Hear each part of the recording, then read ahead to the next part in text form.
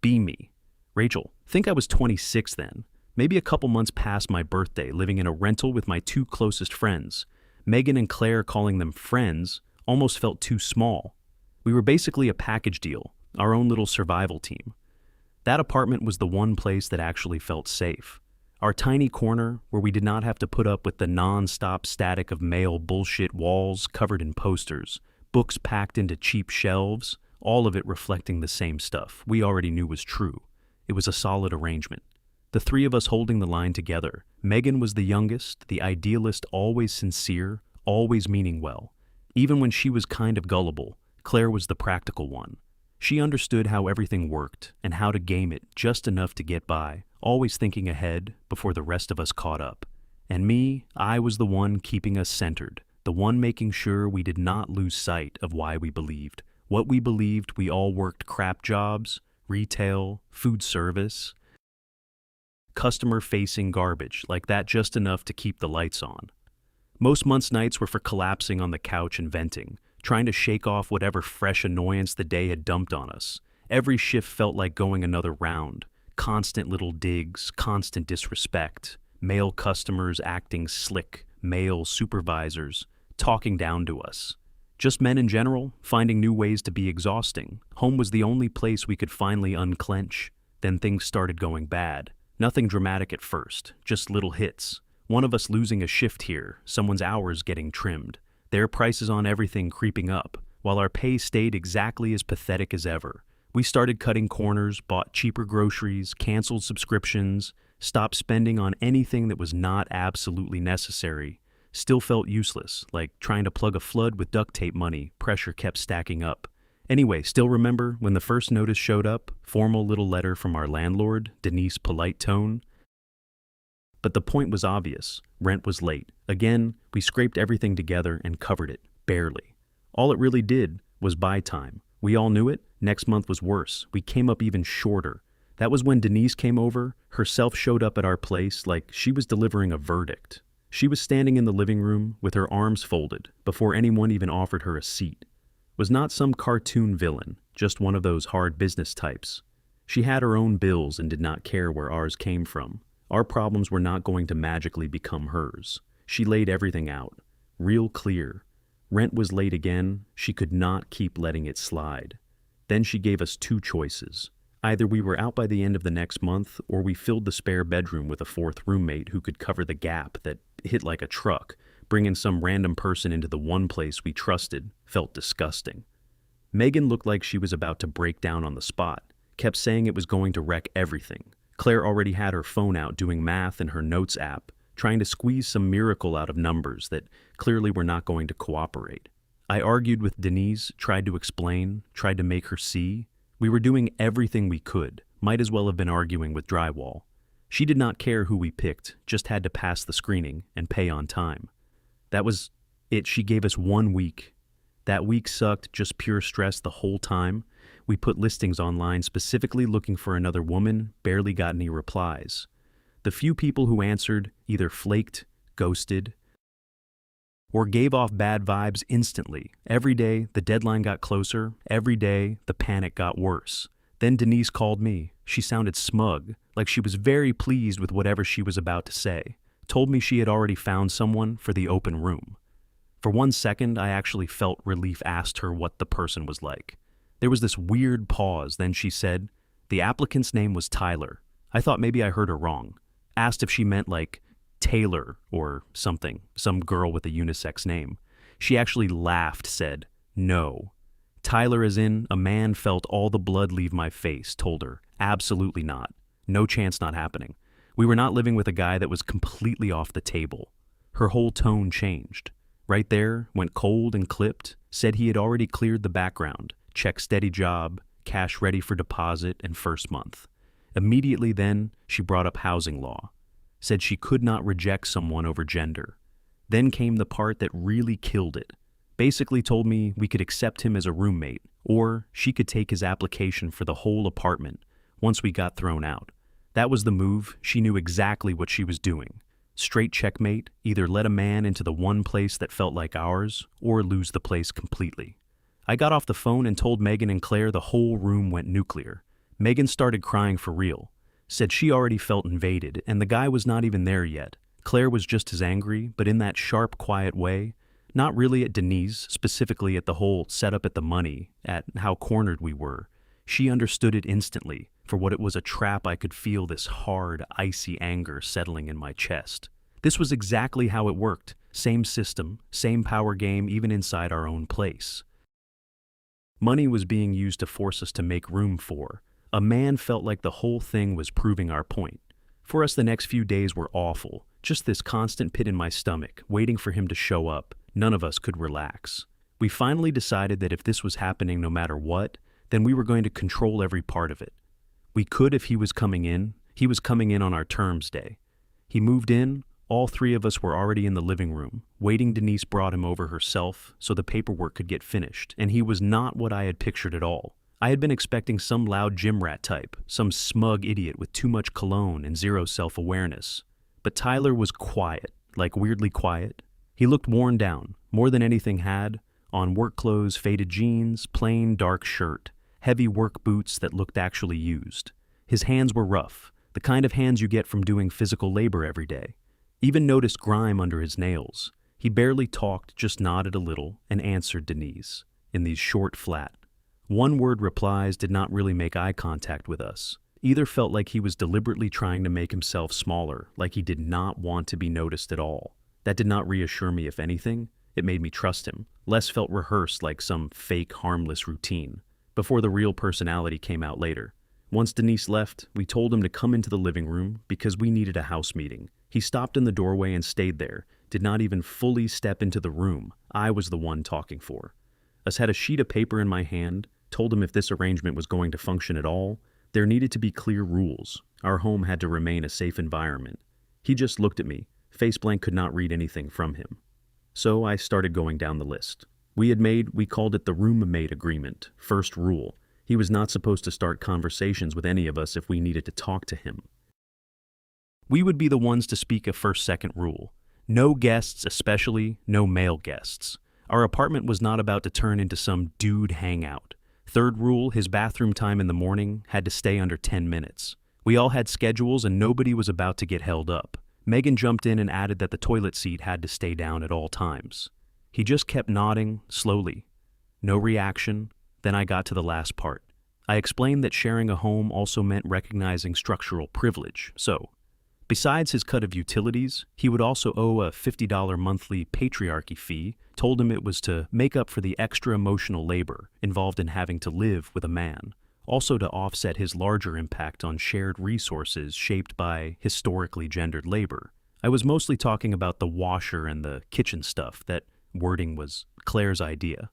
Honestly, it was genius. I was ready for the blow-up. Figured this would be the moment that was usually when men snapped soon as you challenge entitlement. There it was, anger, defensiveness, the mask dropping. Except he did not do any of that. He just stood there for a few seconds, looking at me. Then Megan, then Claire, then... He let out this small, tired breath and said, "Okay." That was it. Just okay, no arguing, no attitude, nothing. Then he asked if that was all. I was so thrown off I just nodded at him. He took the paper out of my hand, went over to the kitchen counter, signed the bottom, gave it back, then walked into his room and shut the door. We just sat there staring at each other, completely stunned. It had worked way too easily. Megan thought maybe he was intimidated by us three against one solid front. Claire said he was probably just desperate enough for housing that he would agree to anything. I had my own theory. I thought he knew exactly what he was. An intruder, a beneficiary of the whole system, and he was willing to pay for the inconvenience of being one for a minute. It honestly felt good. We had taken a terrible situation and managed to bend it our way. The first week after that was strangely quiet. Tyler was basically a ghost in the apartment he left for work before any of us were awake. Every single morning, then came back late at night and went straight to his room. Stayed there too. Sometimes we could hear him moving around in there, but he was never loud, never slammed anything, never blasted music, never made phone calls. We could hear through the wall. He used the kitchen late after all of us were already in bed in the mornings. The only proof he had even been in there was one clean plate and one fork sitting in the drying rack. That was it. He followed every rule exactly, almost too exactly. It got kind of unsettling. The $50 showed up in cash on the kitchen table, on the first of the month, without fail. Slowly we started unclenching a little. Maybe it was not going to be a complete disaster. Maybe this could work. He was basically just a quiet paycheck in the back bedroom, covered his part of rent, stayed out of the way. We had our space, he had his, the two worlds barely touched. So life started settling back into its old pattern. We still had our nightly talks, still decompressed together, still backed each other up after work. After a while, we even started joking about the weird little man in the spare room, our pet tenant in the back of the apartment. The first real crack in our perfect setup showed up, maybe a month later. Started with the kitchen sink for a few days. It had been draining slower and slower. Nothing dramatic at first, just this gross, sluggish swirl every time one of us used it. Then one night, it completely gave up. Just stopped, left a nasty basin full of cloudy, greasy water sitting there like it belonged to us. Now Claire was the first one to snap about it. She was always the most sensitive to smells. Said we had to deal with it right then, because the stink was already getting bad. My first thought was calling Denise, but Claire reminded us the lease said clogs were on the tenants, which meant if a plumber came out, that bill was probably landing on us, and we absolutely did not have money for that. Megan said, maybe we should just leave it alone for the night. Maybe it would somehow drain on its own. I shut that down, immediately told them there was no way we were calling in some man to rescue us from a basic apartment. Problem felt like a matter of principle. At that point, we were independent. We could handle one clogged sink. How hard could a clogged drain possibly be? Turns out harder than I wanted to admit. We started with the plunger, then tried dumping boiling water down it. Then Megan found some internet trick involving baking soda and vinegar. So we tried that too. All it really did was make the gross water fizz up for a second and somehow smell even more disgusting. We spent close to an hour messing with it, getting hotter and more irritated the whole time. Then Claire decided the answer was probably under the sink. Said we should unscrew the pipe and clear the blockage by hand. Honestly made sense if the clog was in there. We could just get it out and be done. Except the plastic fitting underneath was on insanely tight. Every one of us took a turn trying to loosen it. None of us could get it to move, which just made us push harder and harder. Then came this sharp cracking sound. Half a second later, the little drip we had from the fitting turned into a steady, ugly stream. Not clean water either, full foul, sink sludge. Pouring straight onto the kitchen floor. We all panicked, instantly started throwing towels down everywhere, but they were soaked almost as fast as we could spread them. Megan was freaking out, kept saying we were going to flood the unit downstairs and get sued or thrown out or both. Everything was happening too fast. So in the middle of all that, I did the only thing I could think of. I called Derek. Derek was a friend of ours, one of the rare good ones, at least. That was how we thought of him. He was involved in all the same politics, always said the right things, always listened, always knew how to validate whatever we were feeling. I told him what was happening, and he said he was on his way. When Derek got there, he stood there for a second, taking in the whole mess. The kitchen floor was basically a shallow swamp by then, nasty water everywhere. But instead of going for the pipe, he looked at us, and then he started talking. Said this was a perfect example of late-stage capitalism, falling apart in real time. Said the plumbing itself was part of a system built by patriarchy and exploitation. So, of course it was failing us. Said our attempt to repair it ourselves was actually kind of beautiful, like a direct act of resistance while he was saying all this. Claire was on her knees using a dustpan to scoop water into a bucket as fast as she could. I was trying to listen to Derek, trying to follow the bigger point he was making, but it was honestly hard to absorb any political metaphor over the sound of water still pouring onto our floor.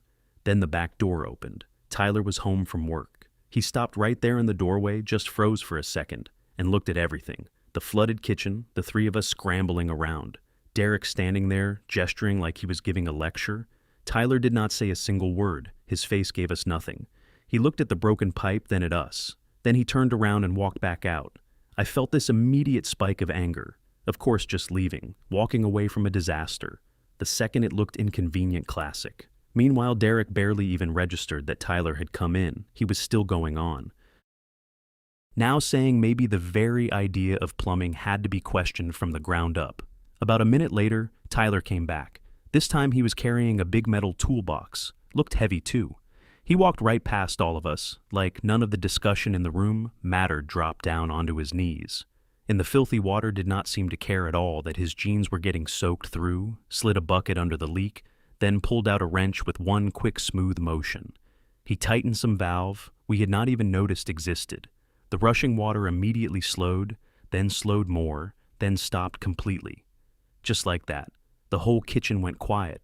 All you could hear was water dripping off the towels onto the floor. Derek stopped talking in the middle of a sentence. Tyler did not look up. He just started working on the broken. Fitting took the cracked piece off, checked it for a second, then went into his room, came back with a small replacement pipe part that looked brand new and a roll of tape. A few minutes later, after this calm, efficient, silent work session, he had the broken section swapped out. Then he opened the toolbox again, pulled out this long, flexible metal cable thing, and fed it into the open pipe in the wall. He worked that metal snake back and forth a few times, then pulled it out.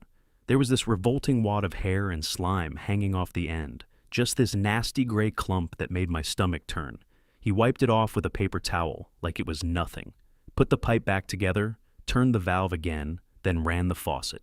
Water spun around the drain and vanished with this loud, satisfying gulp. Sink fixed, whole thing took maybe 15 minutes. Probably not even that. Then he stood up and wiped his hands on a rag, looked at the water, still all over the floor, grabbed the mop from the corner without asking anybody, and just started cleaning, calm, methodical, wringing the mop into the bucket, going over the floor until the mess started disappearing. None of us said anything. Felt like the air had been vacuum sealed. Derek finally broke the silence, cleared his throat, and made some comment about how interesting it was to watch traditional masculine labor roles play out in real time. Tyler did not even acknowledge him, did not turn his head, did not answer nothing. When the floor was mostly dry, he put the mop back where it belonged, picked up the toolbox, started walking toward his room as he passed. Claire quietly said, "Thanks." He paused for maybe a second, gave this tiny, almost invisible nod, then kept going, door shut behind him, and that was it. We were just left standing there in a kitchen that was suddenly clean and silent. Problem gone. Derek tried to pick his speech back up again. Same tone. Same ideas, but it was dead. Whatever momentum he thought he had was completely gone. He trailed off. Mumbled something about needing to head out. Left a little after that.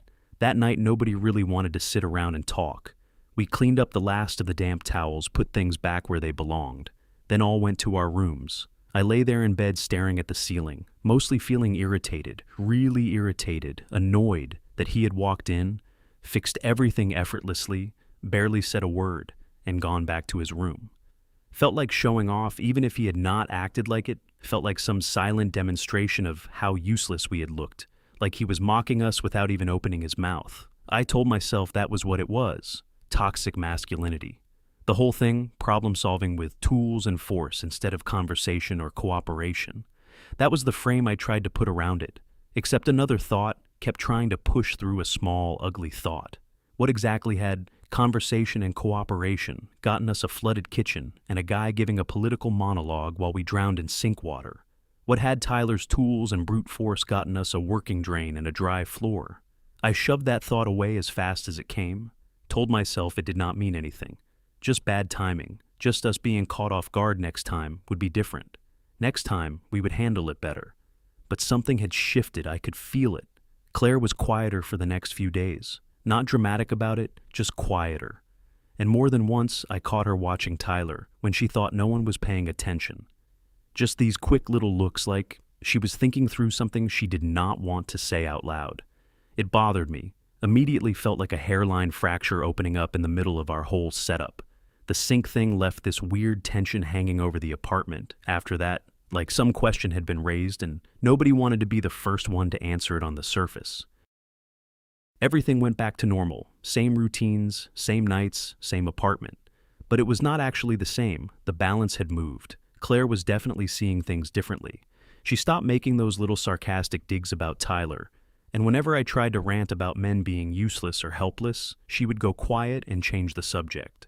Megan was harder to read. She was still loyal to us, still loyal to me, but she could not unsee what happened either.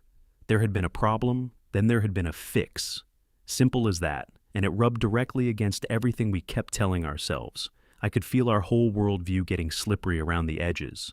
So I started pushing harder, tried to reframe the sink disaster as a lesson, said it proved the system trains women to depend on, male-coded skills, said what we should really do was take a basic plumbing class so we could be fully self-sufficient. Claire gave me this dead flat look, then asked if we should sign up for electrical work and drywall repair too. While we were at it, her sarcasm was not subtle. I doubled down anyway, started talking more about toxic masculinity, said Tyler. Fixing everything in total silence was its own kind of power move, like a control tactic, asserting dominance without words. Megan would still nod when I said stuff like that, but it was different now. She nodded because she wanted to believe it, not because she actually did. Claire usually just got up and left the room, and every time she did, it felt like I was losing ground, like I was watching the floor under our little world start to split open. Then a couple months later, the real test hit. It was late fall by then, that miserable part of the year where everything is wet and gray all the time, cold rain for days. Air so damp it crawls straight into your bones. One night, I think it was a Tuesday, the power went out. Not just our unit, either whole block 1 second, lights next second, total darkness, silence right after. At first, it almost felt kind of exciting. We lit candles, all sat together in the living room, trying to make it into some cozy little emergency vibe. But the hours kept dragging, and our place was old, bad insulation, drafts everywhere without power. It started losing heat fast. Then faster, before long the apartment was freezing. Actually, freezing, we could see our breath in the candlelight. We dragged out every blanket we owned, wrapped ourselves up in layers, but the cold just kept pushing through all of it. Megan started getting genuinely scared. She always hated being cold, and now she kept asking how long.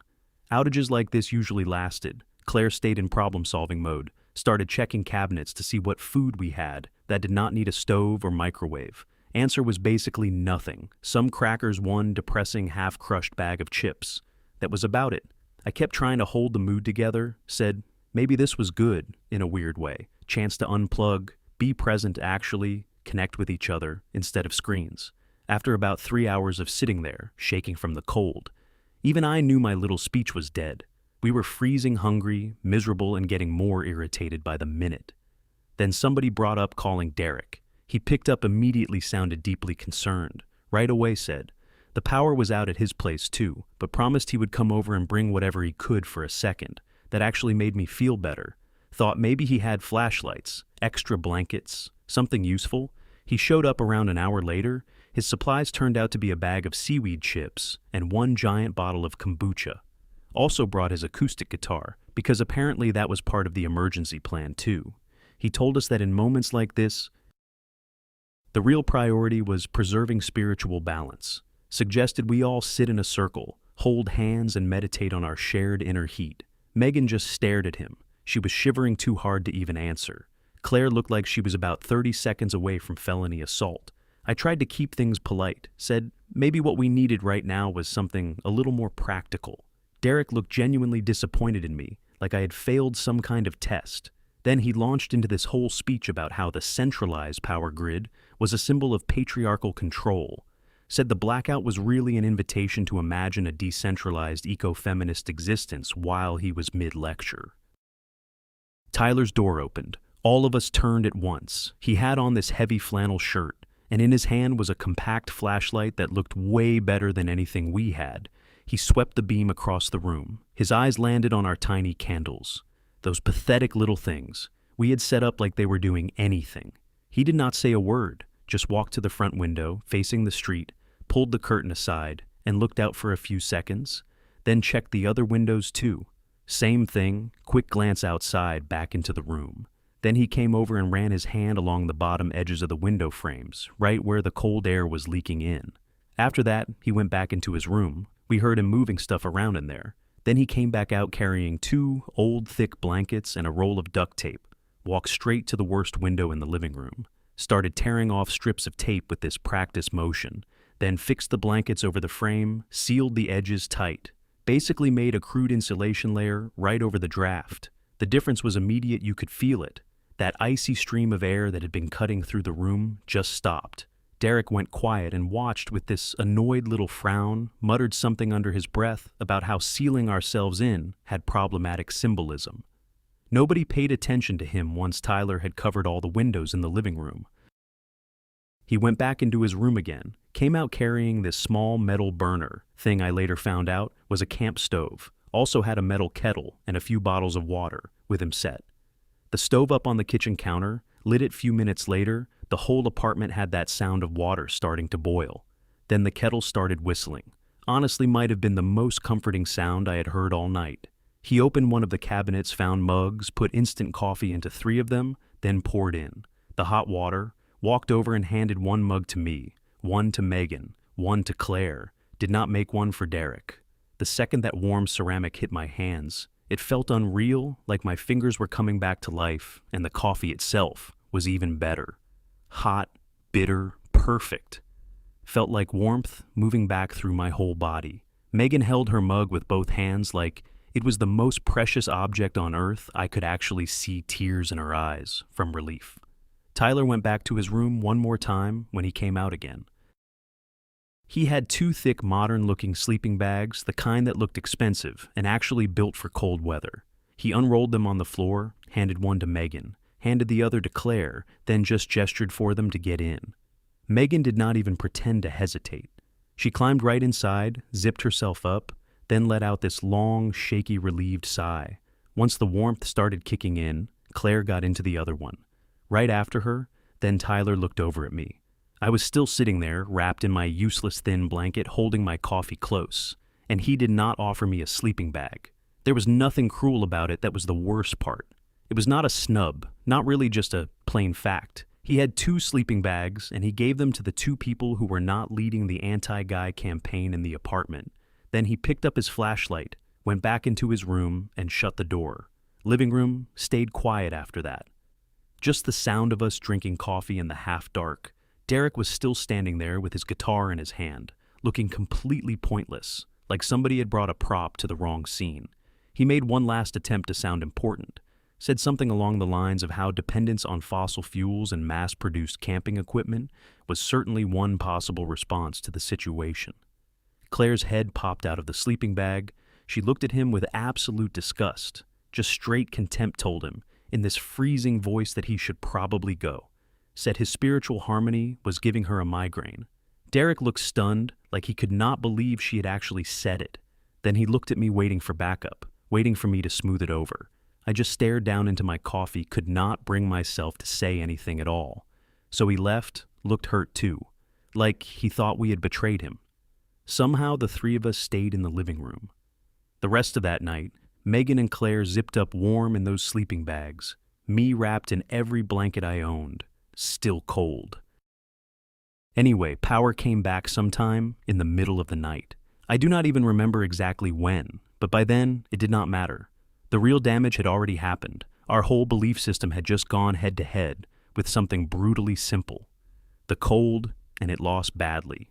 Derek, the approved male ally, had shown up with lectures and health food. Tyler, the guy we treated like an invader, had shown up with heat and actual solutions.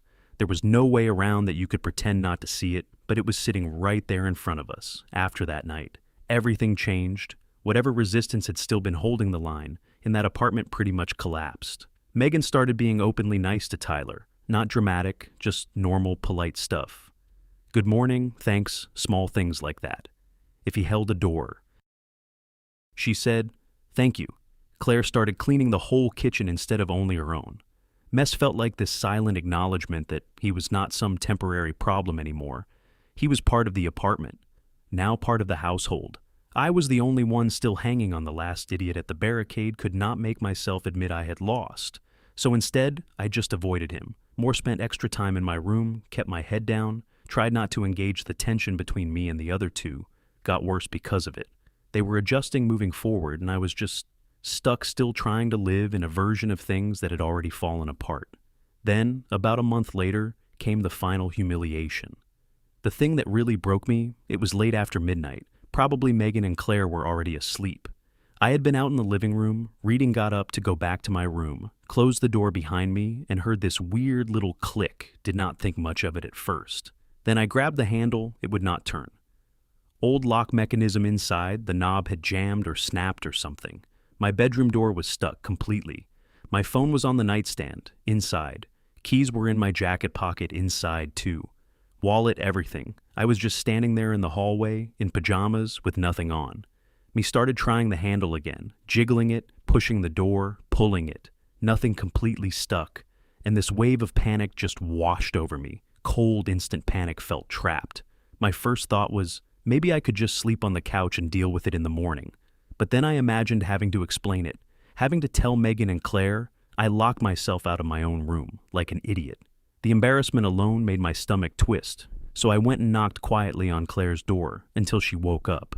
She opened it all groggy and confused, but once I explained what happened, she actually looked sympathetic. We both tried the door together, same result, completely useless.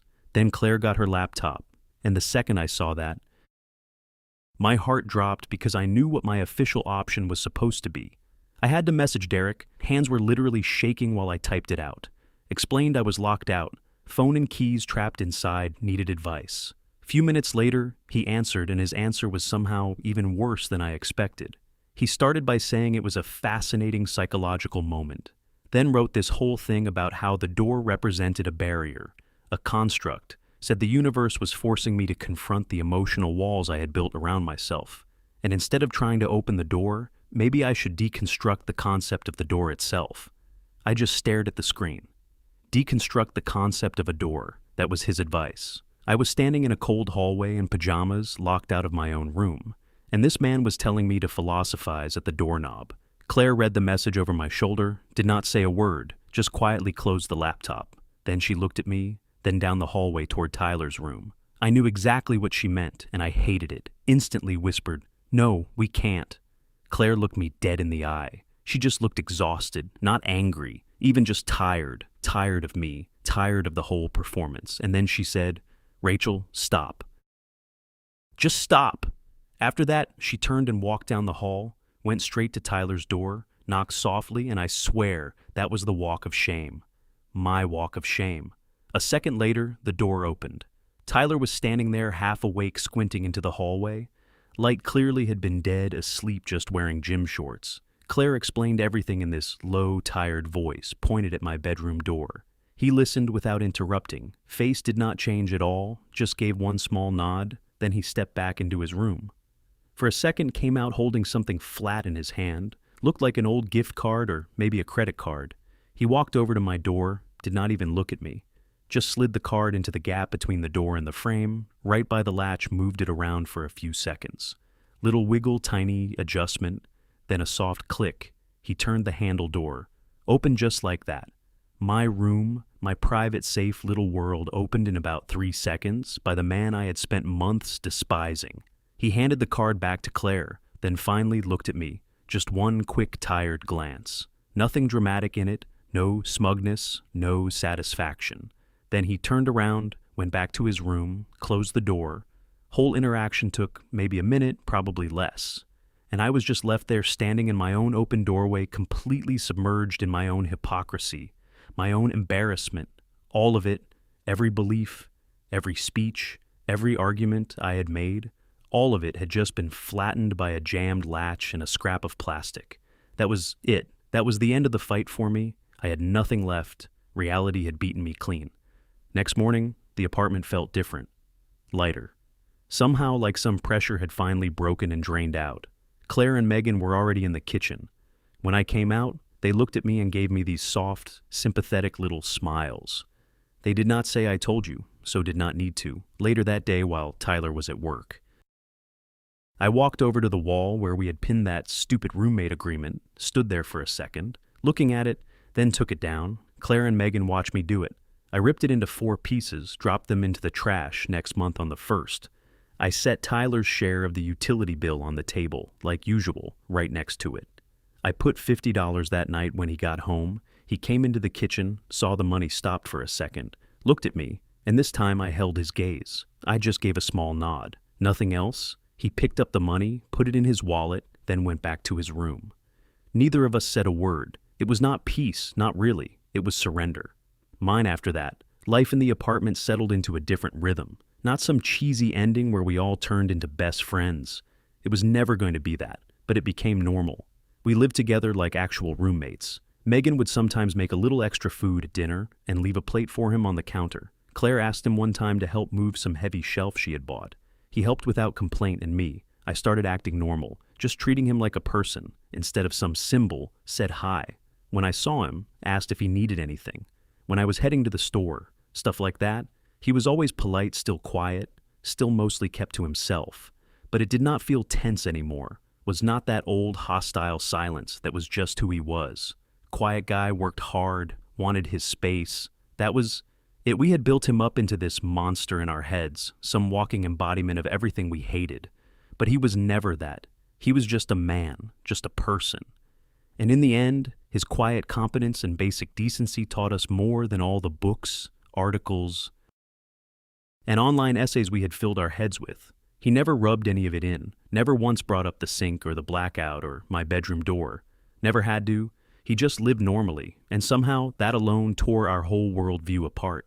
Without him even trying, most humiliating lesson of my life, and probably the most real one too.